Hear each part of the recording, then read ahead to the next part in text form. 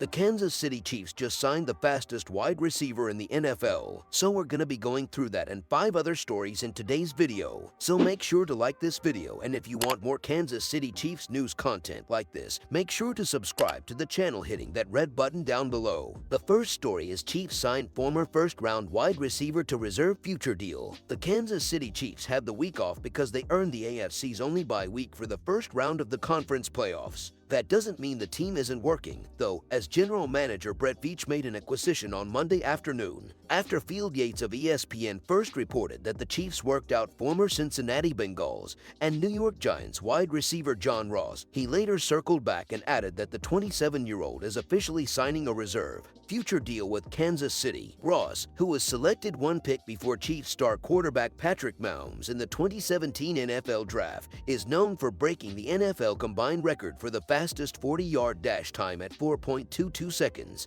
The former Washington standout never quite put everything together as a member of the Bengals, although he did have 506 receiving yards and 3 touchdowns in just 8 games back in 2019. He played in just 3 games in his final year as a Bengal, however, hauling in a pair of passes for 17 yards. In March of 2021, Ross signed a 1-year deal with the Giants and spent the beginning of the regular season on the injured reserve list. He went on to play in 10 games for New York, starting one of them and recording 11 receptions on 20 targets for 224 yards and 1 touchdown. In his first appearance of the campaign, he had 77 yards and a score. Ross didn't play in a regular season game in 2022-23, and the nature of his new contract with the Chiefs makes him a potential piece for the next several months. Durability and productivity have both remained question marks throughout his NFL career, but Veach is known for taking chances on former first-round picks and attempting to get something out of them. He clearly sees something in Ross. Now, Ross will be presented with an opportunity to stick with Kansas City through an offseason program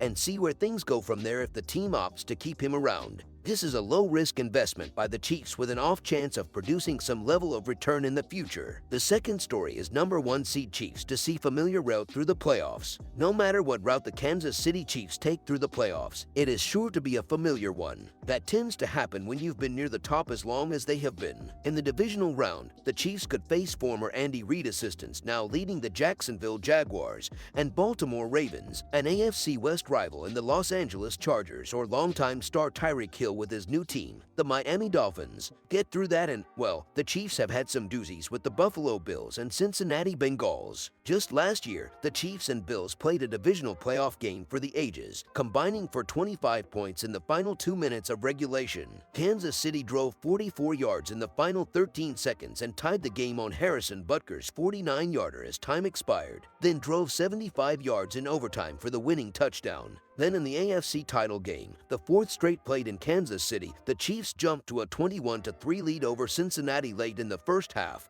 But their offense, so dynamic for so long, wilted over the final 35 minutes, allowing Joe Burrow to lead Cincinnati to a 27-24 overtime victory and a spot in the Super Bowl. Obviously, you don't know for sure who you're going to play, Chiefs quarterback Patrick Mahomes said this week. So what I'll do is watch a game or 2 from each team that we have a possibility of playing, kind of each day, just to get a general sense of the team without being too much of a deep dive. Luckily, 2 of the teams we've already played this year, Mahomes said of the Bills and Bengals, both of whom beat Kansas City, so I have a general sense of them already. You make sure you stay working out, stay moving around, not just sitting on the couch. And then when we get ready to go next week, I just try to be prepared and ready to roll. The Chiefs may have been the biggest beneficiary in the Bills having their Week 17 game against the Bengals canceled following the collapse of Buffalo safety Damar Hamlin. The third story is Colts interview Chiefs offensive coordinator Eric Bieniemy for open head coach job. The Colts are putting together 2-a-day interviews in their head coaching search now, and their second interview of the day was a big one. Indianapolis interviewed Kansas City Chiefs offensive coordinator Eric Bieniemy, according to Colts owner Jim Irsay. Bieniemy, who has been the Chiefs' offensive coordinator for the past 5 seasons, has been a frequent candidate in head coaching searches for several years now, both for his work under highly respected Kansas City head coach Andy Reid and for his work with superstar Chiefs quarterback Patrick Mahomes. The fact that he hasn't been hired away by another team yet has surprised NFL observers. Bieniemy, 53, has interviewed 15 times for head coaching positions with 14 teams over the past 4 years, and Reid's coaching tree is long and distinguished, producing successful head coaches like Buffalo's Sean McDermott, Jacksonville's Doug Peterson, Baltimore's John Harbaugh, Washington's Ron Rivera, and many more. For whatever reason, Bieniemy hasn't landed his shot yet, but Colts general manager Chris Ballard should be very familiar with the former Colorado running back who spent nearly a decade in the NFL with 3 different teams. Reid has long championed Bieniemy's candidacy as a head coach. "I know what he can do," Reid said in an interview published on Kansas City's team website. "I've said it 100 times, and I haven't changed my opinion on that. I hope he gets an opportunity."